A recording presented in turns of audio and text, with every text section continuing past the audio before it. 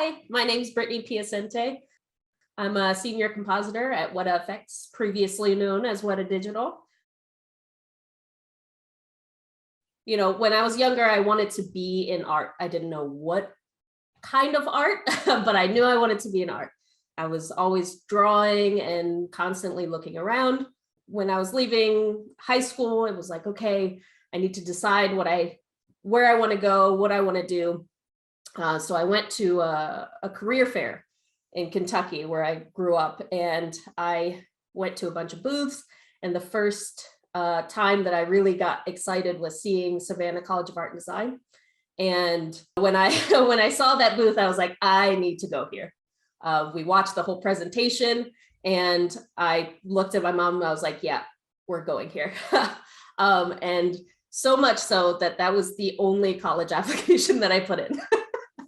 I finally got in, and then it was, time to decide, what do I do? At first, I kind of thought maybe I wanted to do shoe design. And I had this, bizarre idea with my mom to go to a Converse store and just ask them, hey, how do I get into shoe design?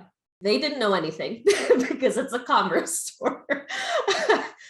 So it kind of fizzled out, the idea, but it's actually something that I do kind of on the side for my friends and families. I make shoes for them, paint designs on them and all that. But then I got into school and I decided, okay, maybe I'm going to go into motion capture, because I thought that was really cool. I was like, these guys in these gray suits, and they have all these bars everywhere, and the computer just knows what they're doing. And then I started to research behind it, and I was like, oh, well, I'm not really expressive with my body. So I kind of thought a lot about it, and I was kind of forced to pick a major, but I wound up choosing animation. I really loved watching Disney animations growing up. So I started in animation, and I thought that was going to be it for me. And then I realized I was not good at it. It was one of those things where, like, it's really inspiring to see, but my hands were not ready for it. Drawing the same thing, 30 times, 29 of those times, it was not correct. Then it kind of migrated to computer animation. And I was like, okay, maybe I could do this. No, wasn't very good at that either. But, I somehow graduated with my bachelor's in animation. But I knew kind of going out of school, I was like, I'm really struggling with this. So I don't know if I can, really be in animation. I had this big dream of going to LA and, working at an animation studio and doing all this. I wound up at home for a few months. Like, okay, well, maybe if I'm out in LA, like, I just need to go there. And that's what I need to do.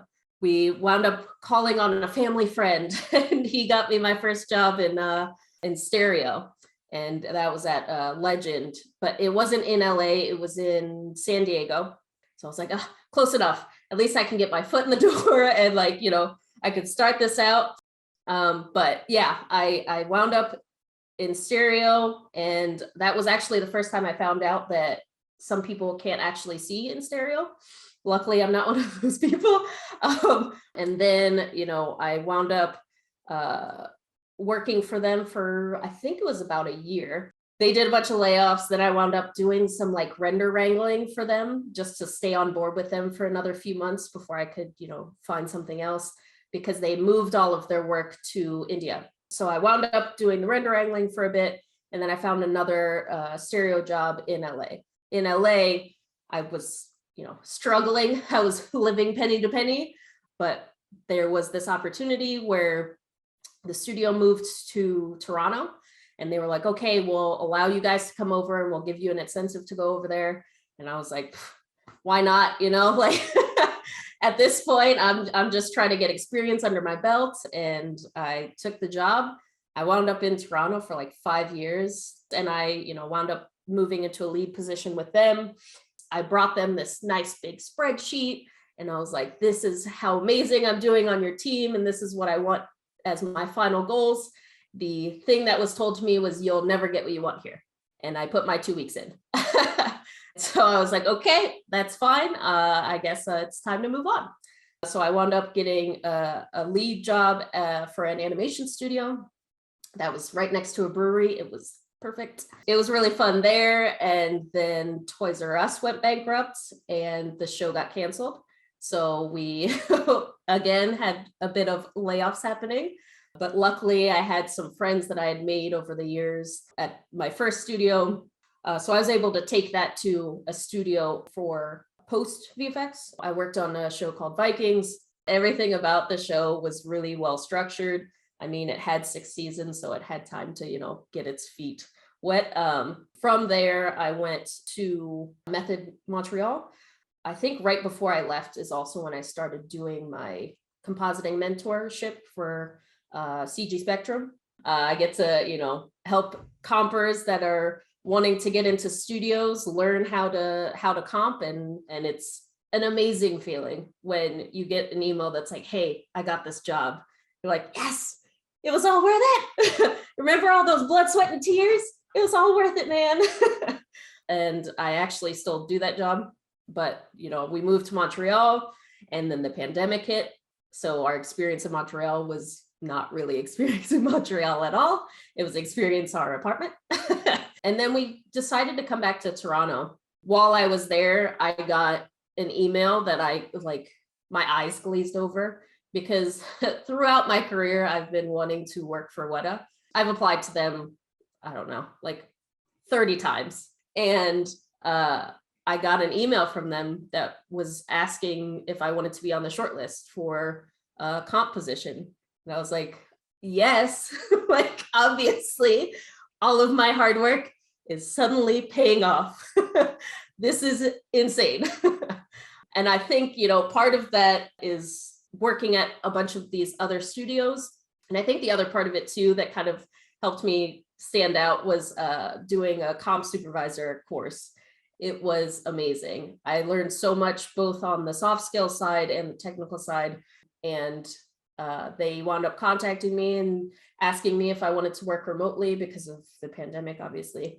So I said yes, but it was really nice to be able to do that with them. So that's kind of where I'm at now, is I'm working for WētāFX. We finished up Peacemaker, the Eagly hug, that was a lot of those shots were mine. So that was really a fun first project to work on with them. So many things, it changes day to day. Most recently, it's been seeing the people that I know succeeding, big or small. It's always like this amazing feeling to just see people fulfilling their potential. And also, seeing platforms like this where, I can see people who look like me or who I can relate to and how they persevered and how they hold themselves now. And I think that this is just something that, will benefit not only people in the industry now, but the younger generations to come. Because this isn't, something that I saw when I was starting in the industry. And I'm like, yes, I need more of this. And I hope that this is something that, not only continues with you, but with other people, and we get more of this. Many things I would tell myself. The first thing would be that, pardon my French, not everyone has their together, and that's okay. If you change your mind about things, it's totally fine. People do it all the time. And, if you're going to compare yourself to others, use it to motivate you and learn from, don't use it as a negative connotation when you're, trying to live your life. I jotted a couple notes to myself, and one of them was find a way to turn your brain off from work. I wish. It's really something I wish I could kind of do. If I could tell my younger self to do that, maybe I'd sleep a lot better these days. And the last thing, on days where you don't feel like smiling, do it anyway, because maybe somebody else needs it more than you do. It's harder to make an angry or sad face than it is to just smile. Whenever I have a student or just somebody that's asking for advice, push yourself to get out of being comfortable. You're not going to get to where you want to get to if you're just content with where you are. Part of getting there is asking questions, ask questions to the people around you. Even if they're not in your industry, that might give you a better perspective of what you might choose to do with your life. it's always good to ask questions and get other people's opinions.